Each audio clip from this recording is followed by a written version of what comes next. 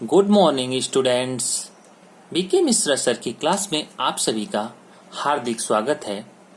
आज का हमारा टॉपिक है हिस्ट्री के अंतर्गत एंशिएंट हिस्ट्री और एंशिएंट हिस्ट्री के अंतर्गत है बौद्ध धर्म। तो आज हम देखेंगे बौद्ध धर्म के अंतर्गत आने वाले कुछ महत्वपूर्ण तथ्यों को, जो कि यह जो पोर्शन है आपका यह आता है जीके एंड जीएस के अंतर्गत। जीके का मतलब होता है जनरल नॉलेज, जो कि सामान्य प्रतियोगी परीक्षाओं में पूछा जाता है, और जीएस का मतलब होता है जनरल स्टडीज, जो कि आपका सामान्य अध्ययन का टॉपिक होता है, जो विस्तृत और बृहद होता है। तो यह जो है जीएस का पार्ट जो है यह आईएएस पीसीएस के एग्जाम में ज्यादा पूछा जाता है। तो आज हम देखेंगे जो हमारा टॉपिक है बौद्ध धर्म और इससे रिलेटेड जो महत्वपूर्ण तथ्य हैं, और यह हम देखेंगे इसका पार्ट 1। तो पार्ट 1 में देखेंगे हम गौतम बुद्ध से रिलेटेड बेसिक जानकारियां, और पार्ट 2 में हम पूरा बौद्ध धर्म और गौतम बुद्ध से रिलेटेड सारी जानकारियों को कॉम्पिटिटिव पॉइंट ऑफ व्यू से कवर करने का प्रयास करेंगे। और यह जो आपका पार्ट 1 है, पार्ट 1 के अंतर्गत जो गौतम बुद्ध या बौद्ध धर्म से रिलेटेड जो आप जानकारियां एकत्रित करेंगे, यह यूजफुल है। किसके लिए है? जो DSSB अर्थात दिल्ली जो टीजीटी पीजीटी का जो बोर्ड है, वहां पे जो टीजीटी और पीजीटी के एग्जाम होते हैं, वहां पर इससे रिलेटेड प्रश्न पूछा जाता है। यूपी टेट, रीट का मतलब होता है Rajasthan TET, UP TGT social science के अंतर्गत, आरपीएससी का मतलब होता है राजस्थान पब्लिक सर्विस कमीशन जो एग्जाम कराता है, उसमें फर्स्ट ग्रेड सेकंड ग्रेड में जीके और जीएस के अंतर्गत भी प्रश्न पूछा जाता है।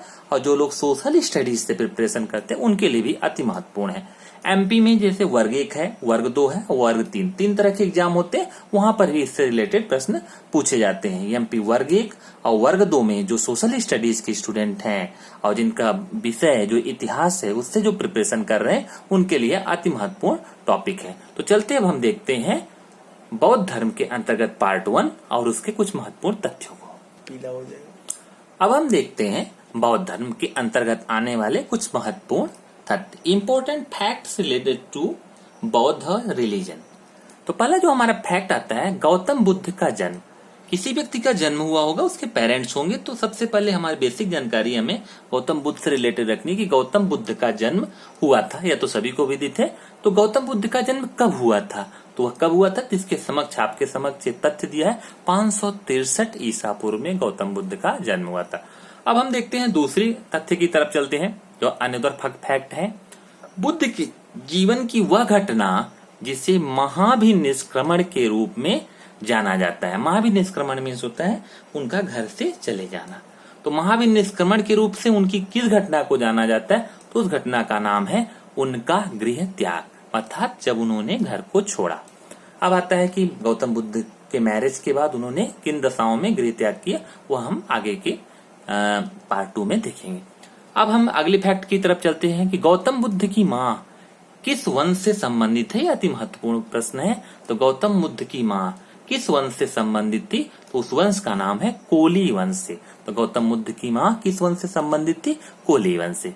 चौथा जो अति महत्वपूर्ण टॉपिक है, जो कि आपसे हमेशा बहुत ही सिंपल सा प्रश्न है, लेकिन आपको जानना चाहिए। तो जो प्रश्न कौन सा है, बुद्ध का जन्म हुआ था, तो बुद्ध का जन्म कहाँ हुआ था, यह प्रश्न आता है। तो बुद्ध का जन्म लुम्बिनी में हुआ था, तो जो नेपाल की तराई का तट है उस क्षेत्र में हुआ था बुद्ध का जन्म। बुद्ध का जन्म इसलिए भी हमें महत्वपूर्ण हो जाता है क्योंकि गौतम बुद्ध ने बौद्ध धर्म की स्थापना की थी, इसलिए हमारे लिए अति महत्वपूर्ण हो जाता है। अगला हम आता है क्वेश्चन, गौतम बुद्ध की बचपन का क्या नाम था। तो गौतम बुद्ध के बचपन का नाम था सिद्धार्थ। अब अगला जो प्रश्न है कि रूमिनदेई स्तंभलेख की तरफ देखते हैं। बसाड़ स्तंभलेख, निगाली सागर स्तंभलेख, रामपुरवा स्तंभलेख तथा रूमिनदेई स्तंभलेख में वह एक अभिलेख जिससे इस परंपरा की पुष्टि करता है कि गौतम बुद्ध का जन्म लुम्बिनी में हुआ था, उस स्तंभलेख का नाम क्या है, तो उस स्तंभलेख का नाम है रूमिनदेई स्तंभलेख। अब हम चलते हैं दूसरे फैक्ट की तरफ। अगले तथ्य की तरफ बढ़ते हैं। बोध गया, बोध का मतलब होता है ज्ञान। तो बोध गया में महाबोधि मंदिर बनाया गया, जहां पर कौन सी घटना घटी, तो यहाँ पर कौन सी घटना घटी, बोध गया में गौतम बुद्ध को ज्ञान प्राप्त हुआ, अर्थात गौतम बुद्ध को ज्ञान की प्राप्ति बोध गया में हुई, और बोध गया जो है बिहार में है। अगला क्वेश्चन आता है कि जो बोध गया है, जिस वृक्ष के नीचे, बोधि वृक्ष के नीचे गौतम बुद्ध को ज्ञान प्राप्त हुआ था, तो उस बोधि वृक्ष को किसने नष्ट किया था, तो बोध गया में बोधि वृक्ष को नष्ट किसने किया था, तो उस व्यक्ति का नाम था शशांक ने। तो शशांक ने बोध गया में बोधि वृक्ष को नष्ट किया था। अगला क्वेश्चन आता है, प्रमुख बौद्ध पवित्र स्थल जो निरंजना नदी के तट पर स्थित था, उस स्थल का क्या नाम है, तो उस स्थल का नाम है बोध गया। अगला आता है, बुद्ध के उपदेश संबंधित है, अर्थात बुद्ध के उपदेश किससे रिलेटेड है, मतलब किस चीज पर को फोकस करते हैं, तो बुद्ध के जो उपदेश हैं वह आचरण की शुद्धता व पवित्रता से है। तो आचरण की शुद्धता और पवित्रता बुद्ध के उपदेशों का मूल विषय वस्तु है। अगला क्वेश्चन आता है, बुद्ध के जीवन काल में ही संघ प्रमुख होना चाहता था, ऐसा कौन सा व्यक्ति था जो बुद्ध के रहते ही संघ का प्रमुख होना चाहता था, तो उस व्यक्ति का नाम था देवदत्त। अगली जो घटना है, महत्वपूर्ण घटना, गौतम बुद्ध ने अपनी मृत्यु के उपरांत बौद्ध संघ के नेतृत्व के लिए किसे नामित किया था, अर्थात गौतम बुद्ध की जब मृत्यु हो रही थी, क्या उन्होंने अपनी मृत्यु के उपरांत किसी व्यक्ति को संघ का प्रमुख के रूप में नामित किया था, तो इसका उत्तर होगा उन्होंने किसी को नहीं किया हुआ था। अब हम चलते हैं अगले